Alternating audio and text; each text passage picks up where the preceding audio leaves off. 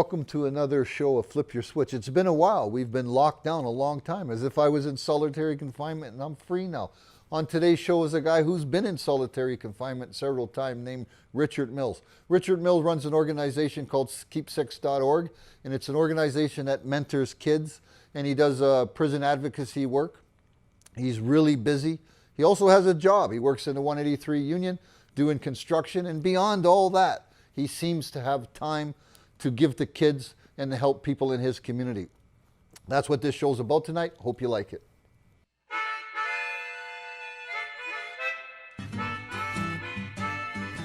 Hey Richard, welcome to Flip Your Switch Studio. It's a pleasure to have you. I'm going to give you a COVID-19 shake there, pal.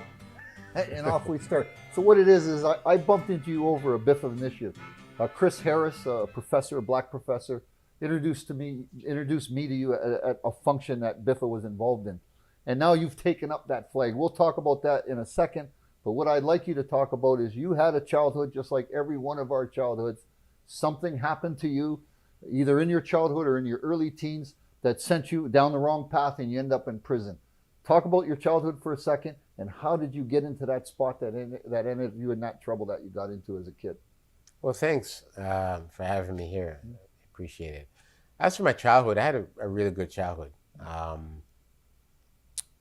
Mother and father worked, finished school and so forth. I kind of got into becoming a young adult, starting to had friends and just trying to fit in, trying to find your way. At first, I think I first got jammed up on a charge of assault. And then... Assault police, assault stranger, assault a friend? It was assault stranger. Yeah. So you got in an argument with someone, you lost it, you had a fight. Typical, could happen to anybody. Was it magnified because you were black and the system treated you differently, or was it just a normal arrest?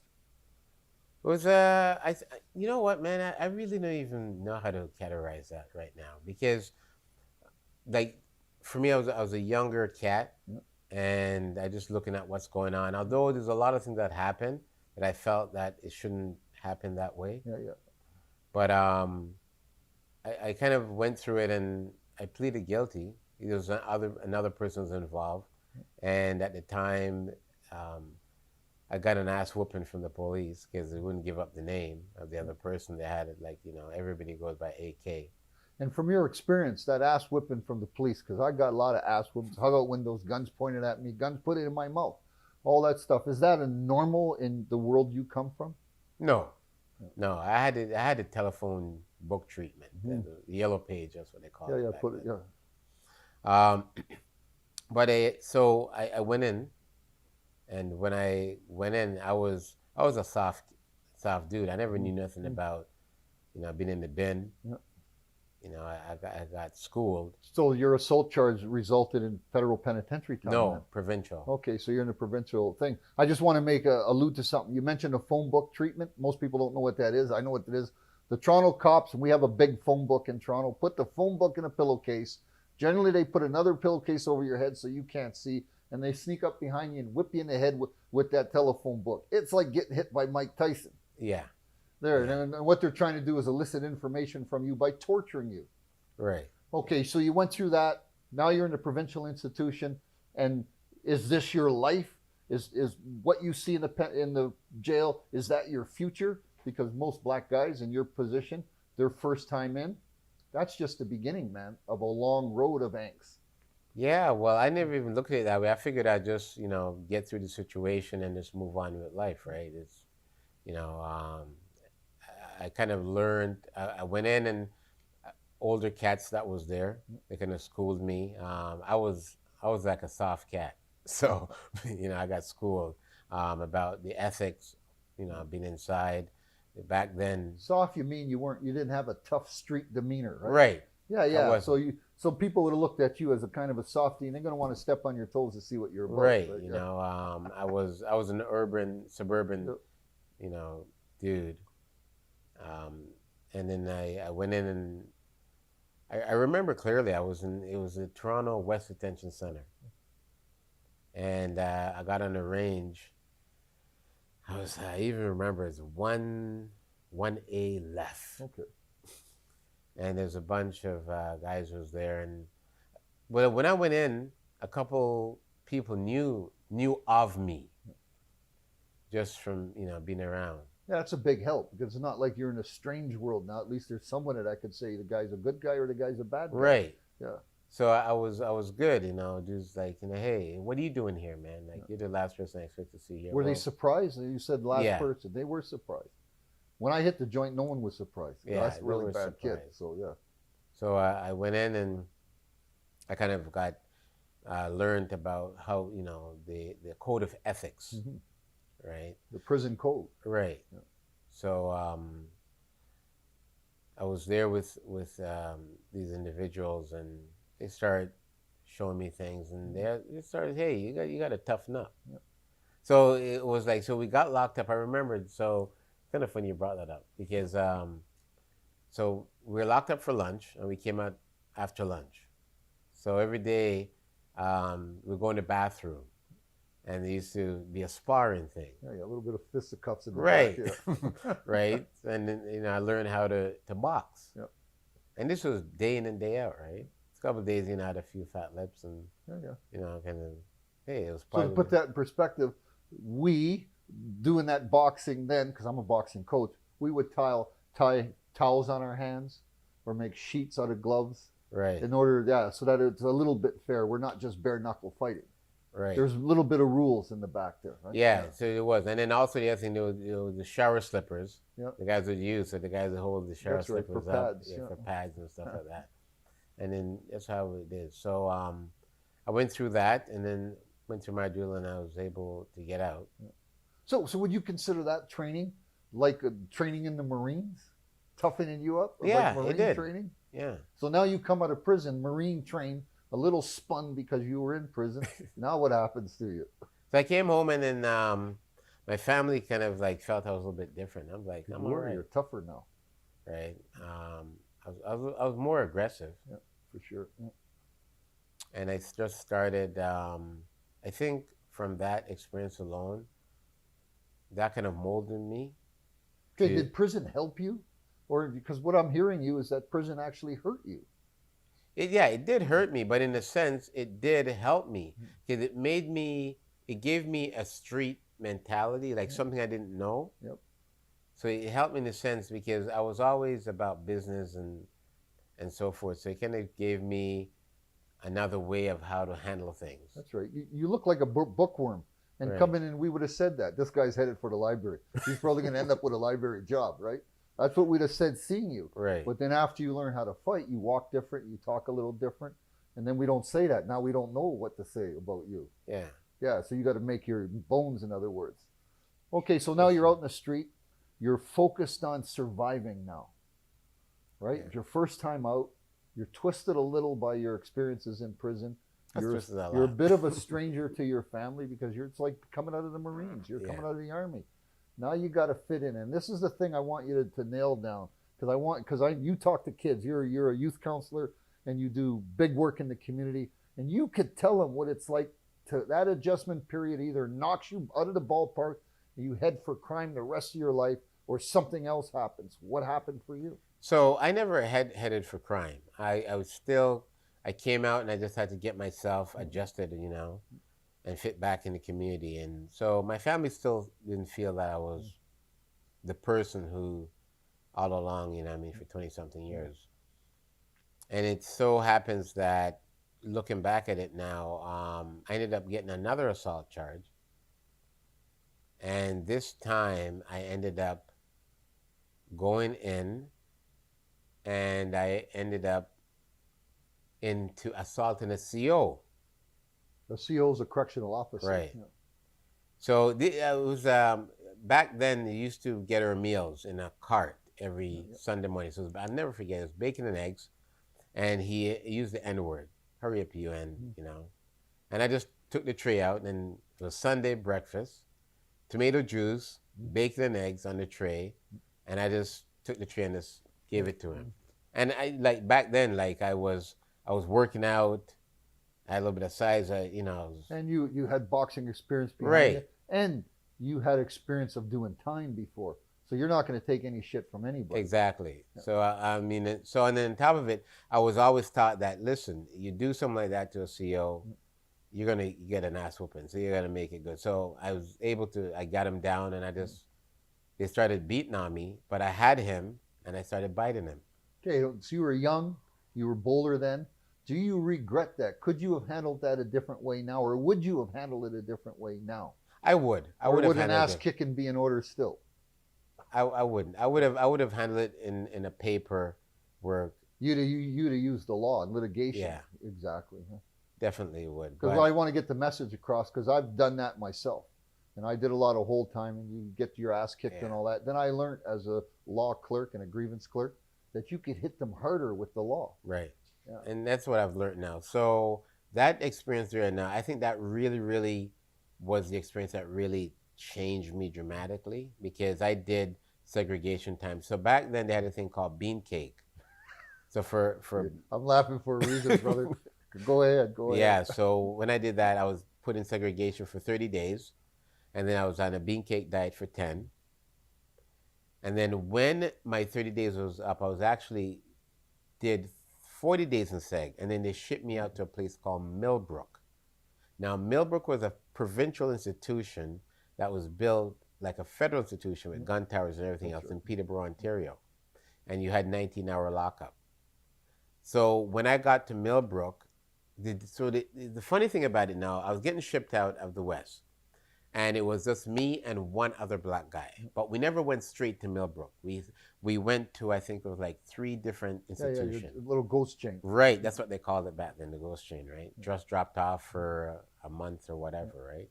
So finally we got there, and then they found out that there was no blacks in population. There was only about 5 blacks. Let me stop you, because I've got 50 years experience and lots of relatives been there. Millbrook, one of the most racist institutions in Ontario. And the reason it was one of the most racist institutions in Ontario, because it was in the heart of KKK territory. That area of Ontario was saturated with KKK individuals. And Millbrook always had the reputation that if you were black and went there, you had to be tough to survive, because they always tried to put the black guys in PC, because once you go to PC, you never can come out in the eyes of the prison population. Right. So you went through that. So explain that, because it's a tough thing to do. And I'm going to say this to you. 90% of the guys that I know didn't make it, ended up in PC. Yeah. Go ahead. So I got there, and I was with another a guy. He was a real Jamaican gangster dude. And he was on a gun charge, and just the 2 of us. We went to Owen Sound, and then from Owen Sound we went there. So we got there, and then he's saying like, listen, man, we're going downstairs in population. I'm like, all right, cool. So I went down. We had a worker at the time, and you went and saw your worker, and they asked you, said, well, you know about Millbrook? I'm like, yeah, I'm gonna go downstairs. So he's a reception guy. Right. Yeah, he's teaching you the ropes of how to fit into that institution. Mm-hmm. Right, yeah. So I went downstairs, and I got on the range, and the first thing I got on the range with my cart and all my stuff in there, no end on the range. I'm like, oh, someone yelled out, we say it, because I'm going to say it to you, because it happened to me enough times. We don't want any niggers on the range. Right. Get them off the range, copper, or we'll kill them. Right. Now, what do you do when that happens? So I just went on and empty out my cart, went in my cell, doors shut, and then I hear a dude say, hey, where you come from? I told him the West. He said, anyone come with you? I said, yeah. John Doe. So he says, all right, cool. We get out at 6 o'clock, and then he told me what to do and stuff like that. So I did that and came out and went to yard. And there's a couple other brothers down there, which was good. So to put it in perspective, we're talking a few years ago in the Ontario prison system, and we're talking Millbrook, which is a maximum security provincial institution. Mm-hmm. They don't have a lot of brothers there, man. No. There's usually 1, 2, 3 a range, 5 tops. There was right? 1 range, and there was altogether there was 6 of us, 6 brothers in population. That's it. So and there's also brothers I know that won't go to a range with 6 brothers. They'd rather go to range with the white guys, because they don't want the angst of being in a group. Right. And they want to be alone. Well, Those are tough guys the too. range I was on, there's one brother that was on the range I was on. Yeah. So, and then there was other brothers on the other ranges, right? So now you're in a racist institution. But not everybody's racist. That's the other thing. Not all the white boys are racist. So there's just a few handful of them that like to start trouble. Yeah, and you have to face that music as a brother. When we were growing up here, we had to do it the same way here.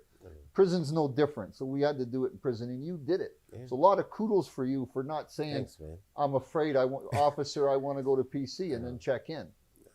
So I ended up down in population. I was there, and I ended up in a situation with a young cat. you say a fight now. Yeah. Yeah, because people don't know what you're talking about. A situation could be anything. You had to fight over a color thing. Right. Someone called you a name, or they called you up, or they said you couldn't have something. Right. His comment was, when my daddy was here, no, and in population. Well, I would have said that different. I'd have put him in check because I had tuned his daddy up too. So, so then he ended up, and then I ended up in segregation again. Yep.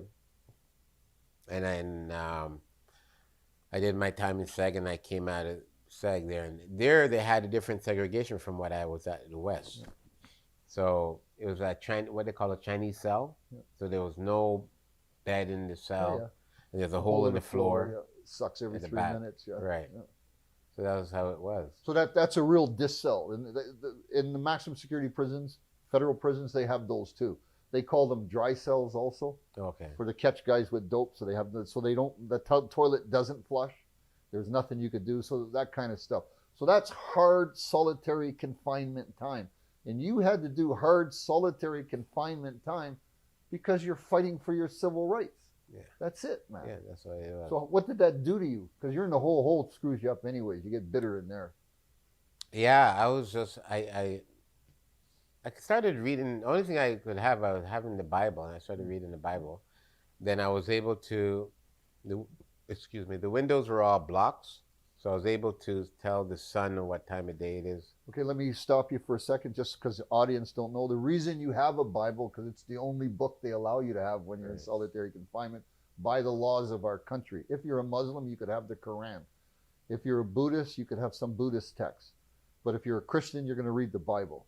It's the only thing they're going to give you to read anyways. Your solitary confinement, you're in the hole of the holes. That's what the dry cell is called. Right. And you're becoming bitter because of I'm in the hole because some guy called me a name, man. I'm not in the hole because I'm a bad guy. Yeah. That's a life changer, man. So and it was. But I was saying, in my mind, I kind of had a mentality, because when I came in first, a brother was on a lifer. And he said to me, he says, I want you to understand something. I want you to understand that there's only two people that walks out, two ways to walk out these doors. It's either you walk out on your own, or you walk out in a body bag, right? And it's up to you, right? So I kind of had that kind of embedded in my mind program. Okay, most people don't get it. It's up to you. Why is it up to you? Why is your life up to you? Well, it's in control, because then you are the one to decide if you're going to give up, or if you're going to stand up for what you believe in and fight for it, right?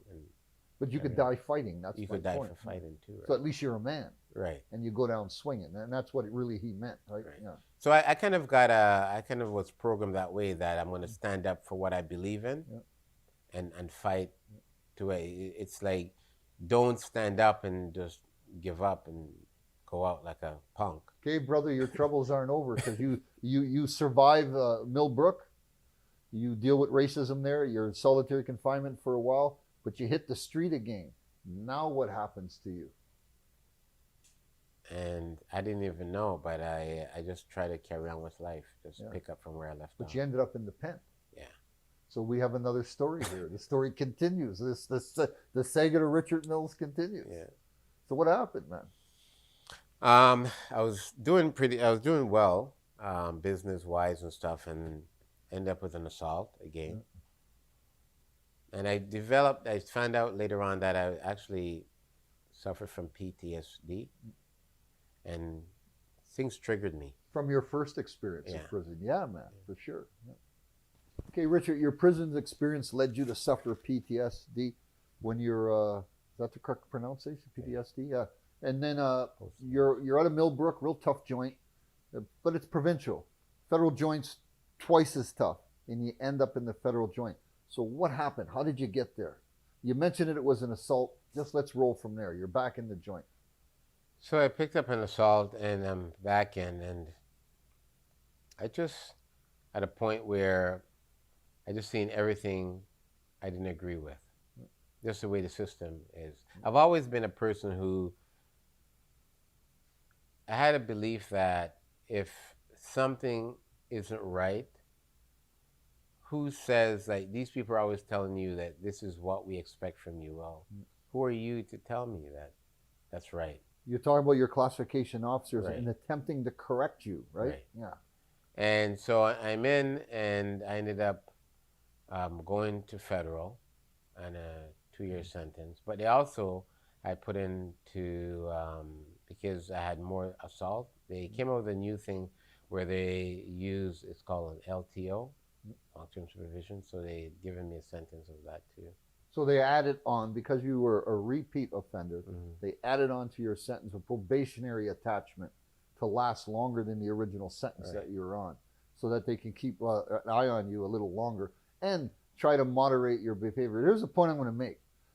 You just alluded to it. They wanted to correct you. They wanted you to do what? Be white or be what? What did they want you to do? They had their own agenda within the system of how they want you to be, and I just didn't fit in that mold. They had no experiences in you. Right. Yeah. So explain that. Explain that, because it's a big mental hurdle. So it's for me personally, it was a big challenge. I got to a point where, at one point, I just felt like just throwing in the towel and giving up. But then I just had that frame of mind, like if I give up, like how am I really going to achieve anything, right? I'm going to really give in to them. So I kept on asking, like every time I've got documents, well, why? Who says this is right? So at the end of the day, I was successfully to have a legal team behind me, and we had about 3 or 4 lawyers, and they all worked together. And one of my lawyer really, really, really stood out. He made a big. He molded me. He took a lot of time to. I asked questions, and he would spend hours with me. So in my whole bit, on a monthly basis, there's 30 days roughly in a month, and I said that he would actually speak to me about 25 days of that 30. So is this your beginning of prison mentoring and prison counseling? Yeah. So explain that, because now you've entered a different world. I've done the same thing during my time, and I know what you're getting at. So by helping others, it took all that stress off yourself of thinking your own beef. Right, Yeah. because I started seeing a lot of young cats kept on saying to me, I'd be speaking to them. I said, well, why would you get yourself jammed up like this, man? I mean, you're a good ball player or so forth. And they're like, it's a long story, man. I was like, just strapped for some money. And I'm like, well, you could do this and you could do that. And they always say to me, like, no one ever showed me this. No one never talked to me like the way you're talking to me. So I'm like, really? And it's like, yeah. So I said, well, listen, when you get out, this is what you could do. So I kind of like just started mentoring a lot of these young individuals that I came So without across. a degree in psychology, you became a psychologist, Yeah. mentoring prisoners and effective at it. And you're still doing it. So let's go from there and roll up to the stuff that you're doing now, because I want to talk about the stuff you're doing now and pull all that out. So it's in your heart to do this, is what I'm saying. right. So go So ahead.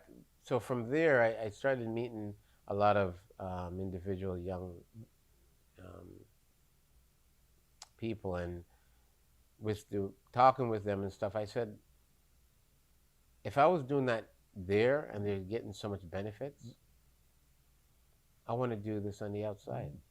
So just before I was released, I picked up the phone one day and I called an accountant, and I had the name Keep6. And the reason why, because everyone knows that's been the system. Everybody else says Explain Keep6. that. So Keep6 is a term that's used within the system. and it means you're the sixth man, you're lookout. So if you're doing something, keep six. You're looking out for the guards when they're coming. Yeah, six up, man. You're six up, Yeah. right? So with that said, I just like the name Keep6six because I felt I wanted to have a way of connection with these individuals. So I wanted a name that if they hear the name, they could connect with it. So I picked the name Keep6. So I had it put together, and I walked out and I started Keep6.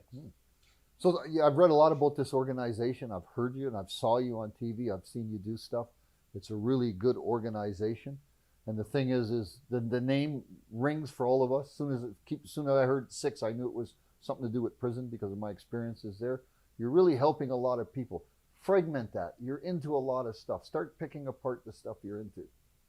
So originally I was just into mentoring. And I wanted to speak about what goes on behind the walls of the justice system because there's a lot of corruption, there's a lot of overrepresentation, there's a lot of human rights violations, and a lot of people in our community don't even realize that these things are taking place. So I started out just wanting to speak about what I experienced, what I felt that people could do to make it better for their loved ones who was going through situations, and how they could navigate through the justice system. So I started doing that, and with that said, it branched off to other things. And I started getting support from the community. People started reaching out, and what you're doing is really, really powerful, and I'd like to support you. And it grew to the point where I started looking at the situation a lot of young people are in. They're just individuals, say to speak. And one of the things was financial. Finances was a big thing for crime. So I came out and I was working in the construction industry with the union. And I realized the wages was very good, and individuals can make good wages starting out at about $40,000-$50,000 a year. So I reached out to the union and about training. You're talking about the 183 union. Yeah, and they do have a good program now with dealing with prisoners. Right. Okay, let me tell you something. My brother came out of jail, suffered a parole violation, and the heads of that union got in a car, drove to Kingston to go on his parole hearing so he would be free to work in their company, and he just retired a few months ago. Yeah. So, and that's what you're up against. So explain this union thing and how you're going to help people transition and transform their lives through it. So I contacted them and I explained I had an organization, I wanted some support, and they spoke and were able to get support. So I was able, they said, because they cover such a large range of sectors, they said, well, you could pick 10 sectors. So I picked 10 sectors that I feel people would be interested in getting into. And we're able to get them into the training, and from there they could go over to get jobs and become a union member and so forth, and make good wages and be a positive role model into the community, right? Contribute wise. So you're really helping people flip their switch, man. Yeah. So talk about the farm for a second. So the farm was another initiative that I wanted to do, was about COVID-19, healthy eating, and so forth. So I joined in a partnership with Black Farmers Collective out of Downsview Park. And what they do, they have greenhouses and they farm and feed the community. And a lot of guys coming out don't have money, need food, but also a lot of guys coming out want to eat healthy too, because they've been inside, they've been working out and so forth. So what I've done with them was that I wanted to also give guys the opportunity to be able to contribute back to the community. So if they wanted to volunteer, be able to volunteer to help at the farm and to help with the vegetables and growing. Are you talking about guys coming out of prison or guys that have been out for a while? Guys coming out of prison, and also guys How much help is Correction Service of Canada given for this project? Because it seems like a really good project. We haven't had any funding or anything like that from Correctional Canada. We just had a putting together something to present to them regarding offenders who were who are out in a halfway house would like to volunteer. Yeah, I did an interview with Glenn Flett, who runs Link Lifers in the Community out west, and that's Right. exactly what he has. And not only is it a good program, to me, one of the best programs in Canada, but the commissioner of prisons, two of them, have flown out to that farm to look at his farm. He gets a lot of help. So I could surmise that that help should be coming your way too, Yeah. unless. It's just a matter of time. So you're a patient man. So the farm's working. You're helping guys come out of jail and transform their lives by giving them access to healthy, clean food, but you're also giving them a work ethic also Yes. to go there and help the community, right? Yeah. And hopefully, I mean, what a lot of guys coming out and they're dealing with issues and trying to fit in, as you know, we're all Change their know. lives, yeah. And this is an opportunity where we can, you know, they have that chance to contribute back to the community, but also being able to even learn something about, you know, farming and where food comes from and healthy eating and stuff like that too, right? So I saw you I see you all over the place. You're really active, which is a good thing. And you're a working man. You go to work, you just finished work now. So you're a working man. You're really active in the stuff you do and you help a lot of people. What are the other things? I've seen you at other events. You go to, I've seen you at demonstrations. Yeah. So a lot of the things I'm involved at the present time is about, my main thing is empowering my community. I want them to be at their best and whatever I'm able to do. So I try to deal with entrepreneurship, getting young people into entrepreneurship, stuff like what we call e-commerce. I'm also involved in just starting up BIFA, as you mentioned it back. Okay, we'll talk about BIFA, but this stuff you're doing now, this empowerment of our youth to redirect them away from crime into more pro-social activity is something OGs around North America are doing now. You're an OG, you have all this experience in the system that you're utilizing. And I think, and I don't know if you agree with this, that the government should wake up now before it's too late and helping guys like you change the perception of the kids have, because it is my belief that most kids, they think, and you've probably heard it, I've said it myself, I ain't going to live until I'm 25. Yeah. I'm not going to live until I'm 30. So I'm just going to gangbang my way until I get blown away. But you're offering alternative options and alternative methods of transitioning through life. Yeah. Where's the help? Let's talk about this help that you need. The help is there, and I'm sure there's a lot of big organization that gets the help. I don't know, but I've been doing everything myself. I just can't sit around and wait to be a part of the monopoly. Yeah, you're a true powerhouse in the community, man. That's why you're here. I want you on the show because you're going to change lives. People are going to listen to this. You're an ex-con, going to work every day, and yet you give every ounce of your time and money to help other people and other people's kids. You need help from the government. Let's go into BIFA now. I started BIFA 50 years ago to offset racial tension in the Canadian prison system. You mentioned the same angst that you went through in Millbrook. I went through when I hit the federal prison system, and I didn't want to take it, just like you. So we set up this entity called BIFA to do that, Black Inmates Friends Association at the time. And we rolled 50 years, and it was a good program. It helped brothers. We had a halfway house for a minute. That fell through in 1979. I think that's where we should go now. Plus your food farm initiative, that's a good place to go. But let's talk about BIFA. You registered BIFA as a company. That's right. It's a so nonprofit organization. Hopefully, I'm almost daily praying for your success. BIFA's 50 years old, and hopefully for another 20 years, I see your face pushing that entity. Another 20 years going at it. So let's explain what you want to do with BIFA. I would like to actually open a halfway house that caters to our community and the Black inmates and so forth. That happened in 1979. It was called the Josiah Henson House. Their failure in the system, and I'll admit it now, corrections failed in 1979 because they chose the wrong group of brothers to go there. Me. I was the committee chairman. I was the first guy at that house, and I pulled in my cousins. And we were all criminals still. We hadn't transitioned out of our criminality. And I wrote that in my book. We had guns in the halfway house, man, hidden in the walls because we were still busy.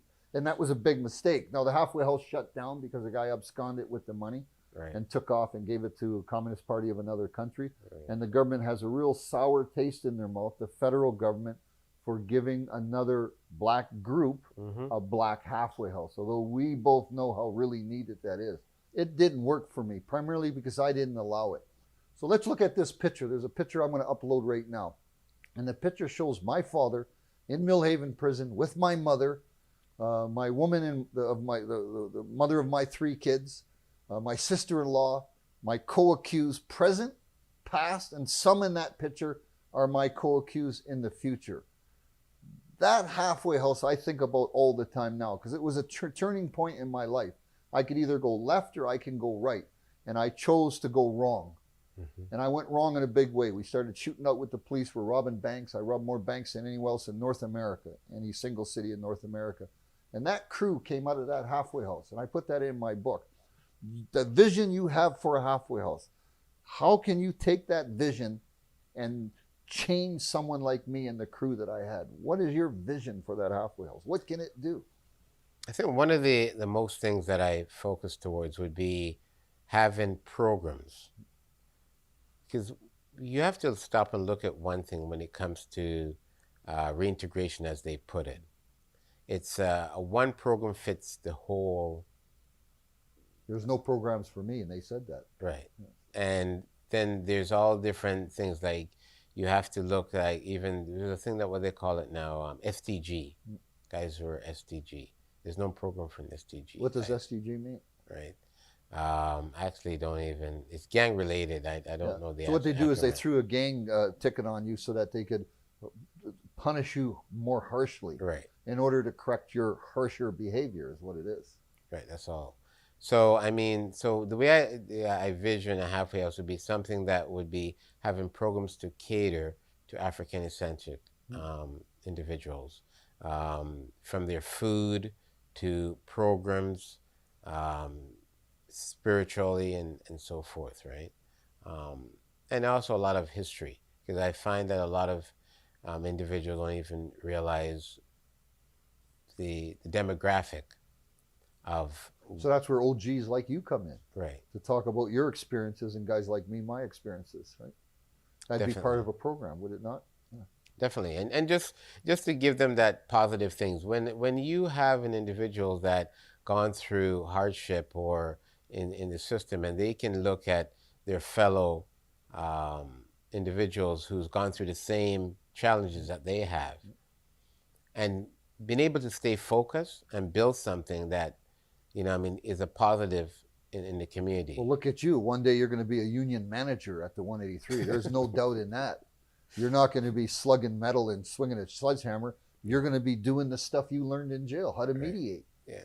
Yeah, exactly. Right. So I am hoping that once I'm able to organize stuff and get things going, it'd be a very, very positive and uplifting thing for individuals to look forward to in the community. Great. You know what your Biffa halfway house does in my mind? It gives a light, a beacon for every person of color in Canada that can't seem to get out and not fit in. So I transferred out to BC to go to that farm project of Glenn Fletz because I knew it would help me get out. And Glenn would give me the mentoring, counseling that I needed that you're offering also. Glenn's an old bank robber also, so that I would pay attention to an old colleague, sort of. So I would listen to him. And what I see is the entire Canadian prison system from a federal level toning down its racial epithets, toning down its negativity when it comes to dealing with people of color, black prisoners specifically, and giving individuals an out. I'm going to get to the black halfway house. I'm going to get to the Biffa halfway house. No matter what I do, for the sake of my wife, for the sake of my kids, for the sake of my family, and all that internal political garbage that you sometimes go through in prison, you could turn your back on it because you could say to someone, "Low, brother, I understand what you're going through. I don't want to go out in the yard and fight. I don't want to smash the place up. I don't want to riot. I want to get into this Biffa program, and I've been working on it for 2 years now to get in the position to get on it." That's what the biggest change I see. It will change the entire Canadian prison system almost overnight, as it did when they open up native halfway houses. Yes, That's where definitely. I'm going. I think what we have to look at through another lens is the fact that if you're able to give a body of people something in the sense that they are able to relate to when it comes to their culture and so forth, it makes a big difference. It makes the huge difference. It makes a Right. difference of life and death Right. for some guys trapped in that system, especially if you're in the hole and the BIFA chairman comes and knocks on your door. Doo, doo, doo.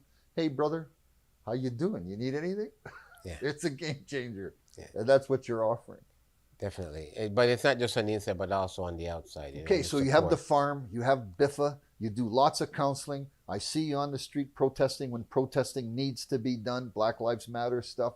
Is there anything else you want to say in that arena of Black Lives Matter? Because you're part of that also. Well, yeah. I mean, it's kind of is ironic because for the last, what is it, say 20 years, the same things I've been protesting and fighting against, it's the same thing that's coming to light right now. And it's good in a sense, and I'm just hoping that once these marches stop, the community continue to bring these things to light and stand up still. What I see is that this Black Lives Matter movement worldwide now, it's unifying these entities in the community that weren't necessarily working together before. They are now forced to work together. Yeah. BIFA will be part of a greater collective of other people's things. It will just grow. There will be other concepts similar that you can attach to. BIFA will be on its own. It will be like a castle surrounded by other castles. Yeah. That's strength in numbers. And that's very important because for me it's about building. And I mean, I've come a long, long way. I wasn't the perfect person, and I'm still not. Man, but, you flipped your switch in a big way. People talking about you across the city, man. you know, thanks. And it's tremendously, like a lot of times I just sit back and I look and I'm kind of like in a deja vu, like how, I mean, I was able to achieve, and then I just realized that I've been just so focused. Sometimes I just realize The Black community needs leaders. They need leaders with a lived experience. They need leaders that know what solitary confinement is like, so they can, when they're going up against civil rights issues, they know what they're talking about. You've become that leader in our communities across this city of ours. Is there anything you want to say to other leaders like yourself about getting together and doing something? I'm always open to other organizations to come aboard, and we work together as one, to make changes. Changes is something that takes time. It's not going to happen all of a sudden, but once we're able to work together to address the issues and be a voice in the community, but also be there for support to these young people and families, that will make a big, big difference. But also the fact that when we are able to address issues at a higher level and make our voice be heard. Okay, I'm going to hit you on something. When I was gang banging, and I thought I wouldn't live until I was 22, 23. I didn't think I would live till 25. There was lots of us doing that then. And people now say that we didn't exist then, but we did exist. And the kids now are the same way. There's gang banging on the street saying that I'm going to die early. You're given all kind of options to say the opposite. No, you're not going to die early. Yeah. No, this isn't going to happen. Yes, you do have a future. If you do go to jail, we will try to help you, and we will try to get you into this halfway house. We will not give up on you. And that's what I think are the heightened criminal activity we have now, is I think kids think society has given up on them in total. Yeah. Well, you have to stop and look at it though. There's another picture that we're not talking about, and it's the system itself. It breaks down these kids. Like, just stop and look in the courtroom when a person is going through their court proceeding. You hear the Crown is telling them, "You're no good. You're gonna go away for 5 years or 2 years. You're this," and there's nothing positive that comes out of to encourage that person about anything positive, right? So when you go through life and you start hearing nothing but negative things, you start believing things. Then you just get to a point where you just say, you know what, I just give up. The commissioner of the East Coast of Canada said to me while I was in Millhaven, and he was the warden, with your family alone, my family's guaranteed 100 years work in corrections. And that's what you're alluding to. Yeah. But it's not true. My son's not in jail. My daughters aren't in jail. Their children aren't going to jail. So I've broken with them that tie. And he's incorrect. Yeah, and we have a lot of trauma that we've gone through. And it's about taking time to address these issues that we've gone through. I mean, I'm the first one to say, man, I mean, I never knew that I suffered from PTSD, you know, from my experience until it's been 20 years later. Right? Yeah, it comes back later. Yeah. Right? So, I mean, you got to be able to take time and look into yourself from within, right? For that change to happen. But, I mean, and also you need support. I hear you loud and clear. We don't support you, then who do we support? Right. Yeah, and I say it this, you either support guys like Richard Mills and his Keep6six organization, or you support the gangbangers who are recruiting those young kids. Either or. By you not supporting your initiative, you inadvertently support the other guys, because that's how I got my guys. The man isn't going to help us. The man isn't going to do anything for us. Society hates us. We've been slaves for 400 years, and that bank is calling out our names, brother. Are you coming or are you going? And a lot of guys came. And with you in the mix, it was, whoa, whoa, whoa, Rick's wrong, man.